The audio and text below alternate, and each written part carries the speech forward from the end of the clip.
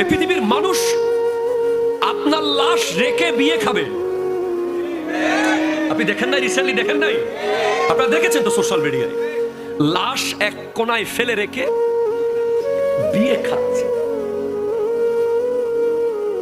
বিয়ের গিফট দিচ্ছে, জামাই আর বউ ছবি তুলছে, হাসতেছে, কোনায় লাশ পড়ে আছে মেয়ের বাবার।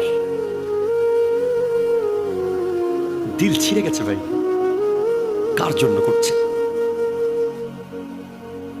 কার জন্য করেন? কোনো অসুবিধা নেই। ওয়ানফিক আলা ইয়াদিকা মিন তাওলিক, নবীজি বলেছেন পরিবারের জন্য যথাসাধ্য খরচ করো, এগুলো সাদাকা।